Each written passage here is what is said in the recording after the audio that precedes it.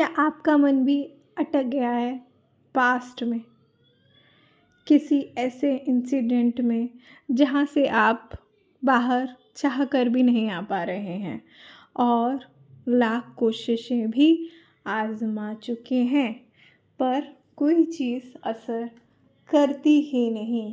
क्या आप ऐसी सिचुएशन में घिरे हुए हैं? तो ये वीडियो सिर्फ़ और सिर्फ आप तक पहुंची है क्योंकि आप यूनिवर्स के सबसे प्यारे बंदे हो।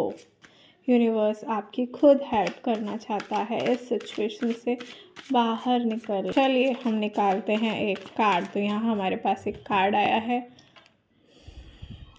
आइसोलेशन में पहुँच गए हैं आप और आपने हद कर दी है अपने आप को आइसोलेट करने के लिए। यूनिवर्स कह रहा है अगर आप इस सिचुएशन में से बाहर निकलना चाहते हैं तो सबसे पहले ये जो आइसोलेशन मोड में आप गए हैं इसको तोड़ के बाहर निकलिए। बाहर का नया सूरज, नए लोग, नए रिश्ते आपकी राह देख रहे हैं। और क्या करना चाहिए हमें इसके लिए? तो चलिए, अगर ये सिचुएशन आपसे मैच खाती है तो चलिए निकालती हूँ मैं आपके लिए और कार्ड्स, जिससे कि आपकी सिचुएशन के बारे में और कुछ पता लगाया जा सके कि और क्या क्या आप कर रहे हैं और आपको क्या नहीं करना चाहिए, क्या क्या करना चाहिए। चलिए जानते हैं यूनिवर्स से।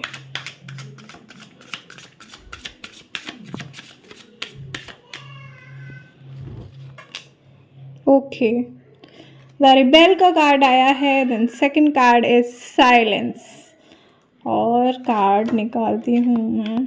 ओके, एक कार्ड और लेते हैं, ट्रैवलिंग।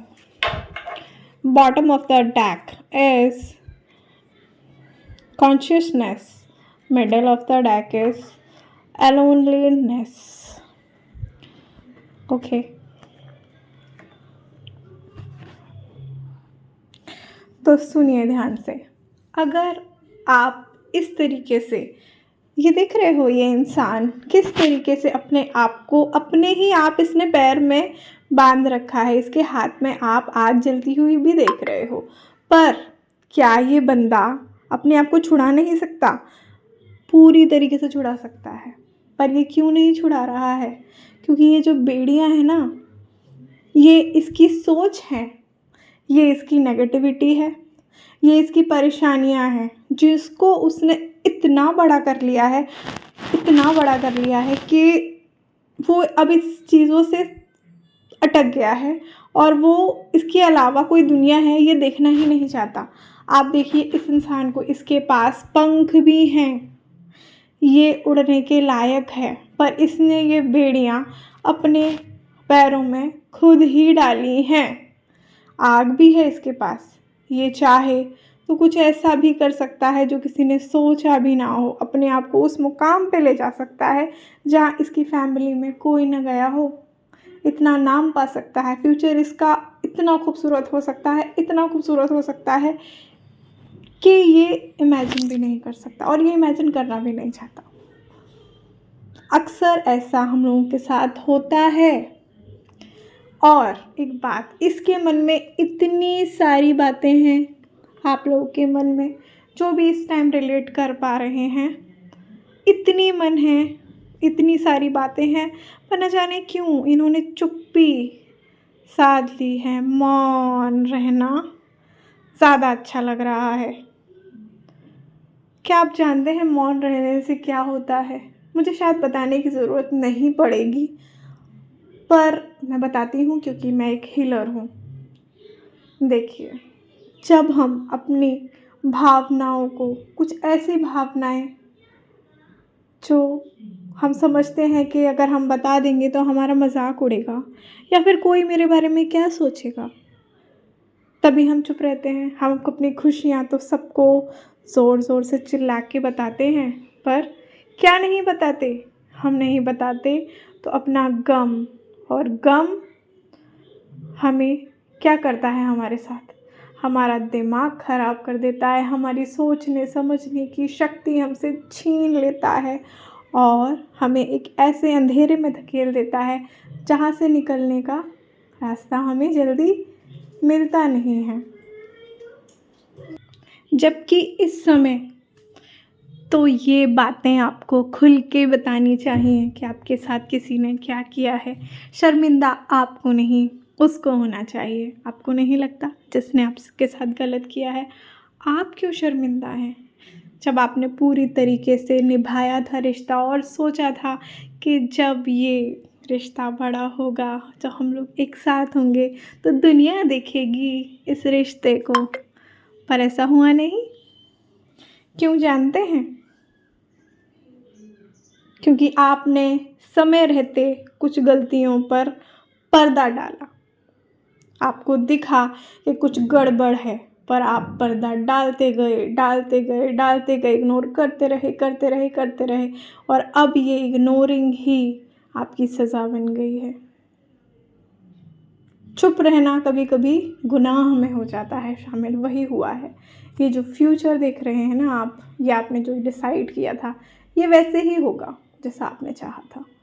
पर इसको पाने के लिए आपको, ये जो आप करंट सिचुएशन में है, जो अपने आप को आइसोलेट और लोनलीनेस में भरे पड़े हैं, इससे बाहर निकलना होगा और याद रखना होगा कि खुशियाँ ही फल देती हैं।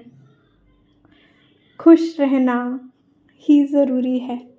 यूं ही नहीं सब कहते हैं कि दुख जो है वो हमें धीरे धीरे गला घोंटता है हमारी खुशियों का। और खुश रहने की कभी किसी के पास कोई वजह होनी ही नहीं चाहिए दुनिया में। खुश तो बस यूं ही रहा जा सकता है।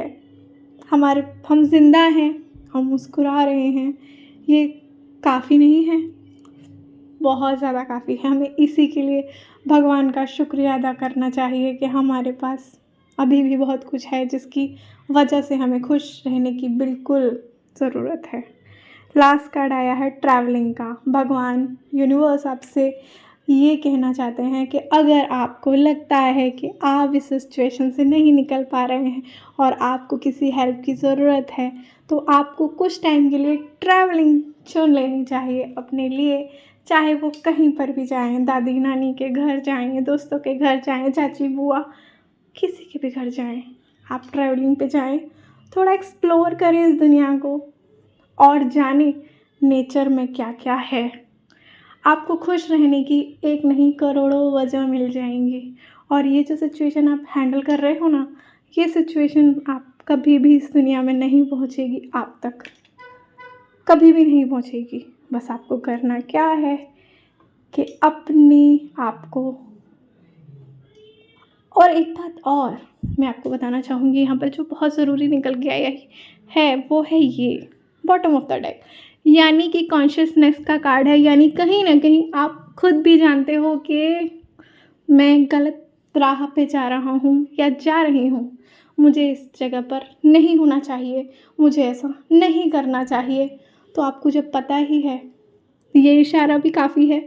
लो, मैंने भी वीडियो बना दिया। चलिए अब देखिए और अपनी दुनिया से इस खतरनाक अंधेरे को दूर कीजिए, उजाला भरने दीजिए, अपने आसमान को छूने दीजिए खुद अपने हाथों से, और कीजिए अपने पूरे सपने पूरे, और खुश रहिए, आबाद रहिए। चलिए चलती हूँ मैं, मिलती हूँ नेक्स्ट वीडियो में इस वादे के साथ कि ज़रूर आऊँगी, निकालूँगी टाइम और आऊँगी आप सबसे मिलने। बाय बाय, टेक केयर, जय माता दी।